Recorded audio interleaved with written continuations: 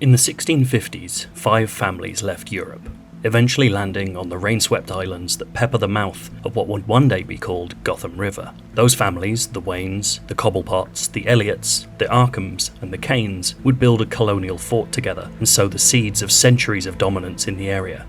Gotham City was born. The city quickly spread beyond its original bounds, developing 5 boroughs, and in each, one of those 5 founding families would take root. In the early days, the Kanes established themselves on Gotham's natural harbour, now known as Historic Gotham, tying the family to their new country's military might, building ships and weapons of war. By the 1850s, Gotham had become a major trade hub, helped along by the industrialist Cobblepots and their smoke-belching Southside steel mills. Gotham continued to transform over time. In the 1920s, the Elliots took hold of the 20th century's newest means of control, mass media, and built downtown Gotham in a new Art Deco image. By the 1960s, Gotham had truly become a patchwork of industry and architecture. The Arkhams settled in North Gotham, building their famous asylum. Yes, it's in the game, and no, it's not as you've previously seen it. The Waynes, meanwhile, built their billions in New Gotham, helping advance the town into a new technological age. Which brings us to the present day, and the Gotham you'll be exploring as Batman's protégés in Gotham Knights, an open world as soaked in history as it is by neon light and vigilante-friendly shadow. Warner Bros. Games Montreal created that history early in production, a whole new timeline for a whole new version of Gotham City. And it isn't merely window dressing. The timeline informs everything from the plot, to the gameplay, to the game's biggest mystery, the Court of Owls conspiracy. The team didn't just build an open world to play in, it's truly trying to build a city.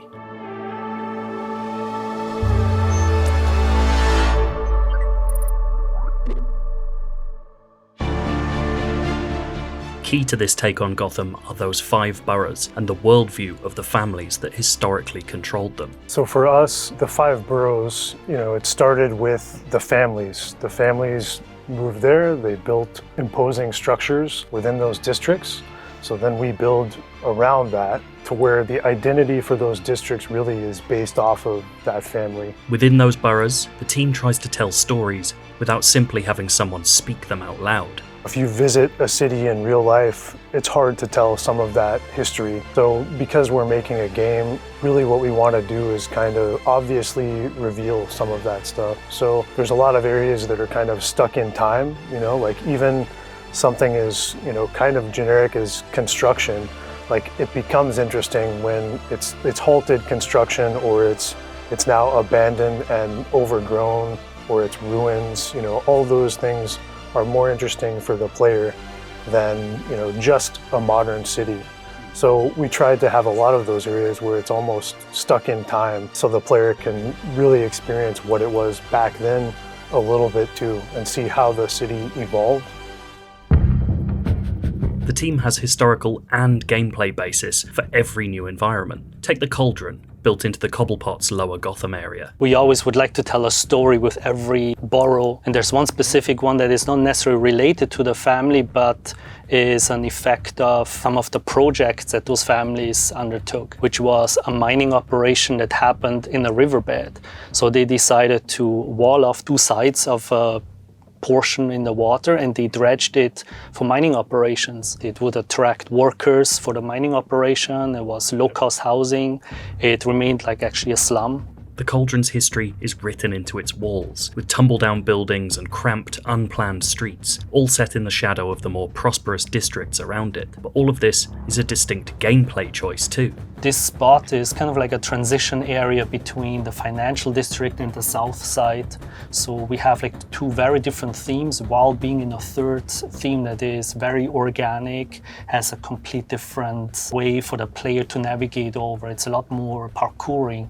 So the player always has the choice to pick the best tool and the best navigation verb to be as efficient as possible. And we have different neighborhoods that will give you different experiences. This interplay of history and gameplay can be seen across the city. The once beautiful Robinson Park is a symbol of the city's decay, but it's also an open space where your usual stealth tactics may no longer work in the same way. The enormous Elliott Centre is a literally gilded reminder of the family patriarch, complete with a museum exhibit about the family inside, and it's also a complex, multi-layered bit of vertical level design built to house the Mr. Freeze boss battle later in the game. And it's not just that timeline that acts as history here either. While this is a new take on Gotham, it includes many references to the comic books it's drawing from. Of course, there are buildings you'll know, right down to deep-cut references like Noonan's sleazy bar from Garth Ennis's Hitman series, but the very fabric of Gotham itself acts as an Easter egg in places. Perhaps most interesting is that this Gotham has a public history and a secret history. We already know the game will centre on the Court of Owls, a shadowy, manipulative group born of the founding families. Gotham itself will reflect that conspiratorial past too. One of the things that we love about the Court of Owls, aside from the fact that it's a new, fresh addition to the Batman canon, is that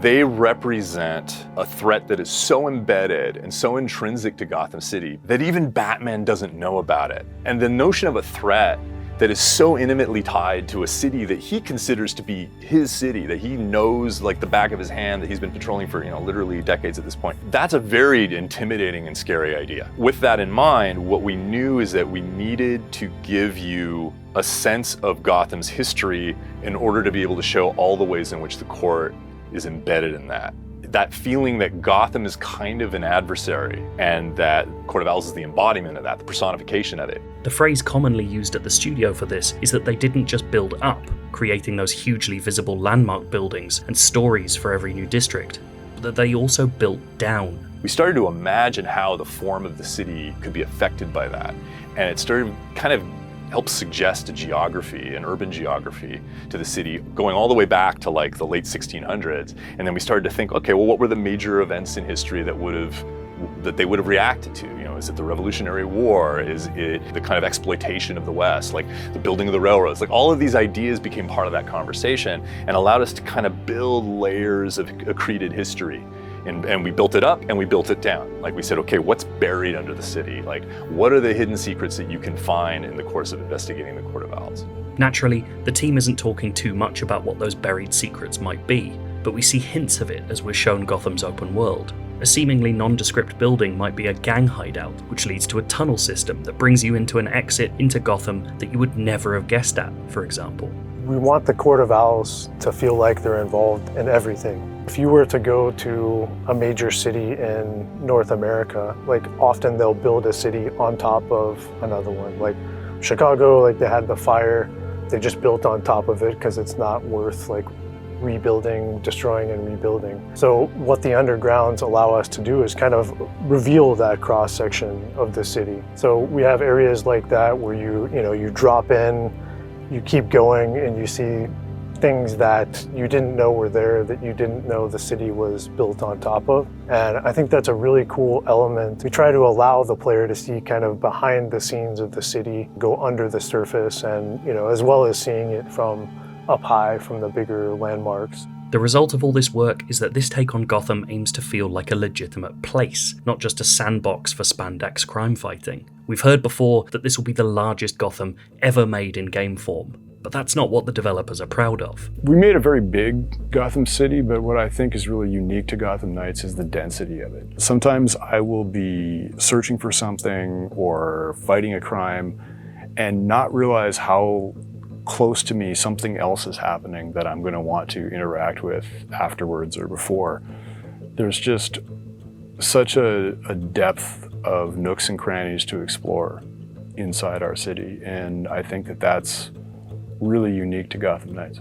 The idea of a Gotham packed with references, miniature histories, and sinister mysteries is alluring. After all, this is the promise of a town with real backstory, that it's not just the people living there who'll help tell the story, but the city itself. Gotham has been many things to many people. It's appeared in comics, movies, and gaming worlds. It's been reinvented repeatedly, travelling through time with us from block colour 40s issues of Detective Comics to the grey monoliths of Christopher Nolan's trilogy. But all of those versions of Gotham have been snapshots of a city in its current form. Perhaps the most interesting thing about Gotham Knights' version is that we won't just see the city as it is, but hopefully learn what it's been.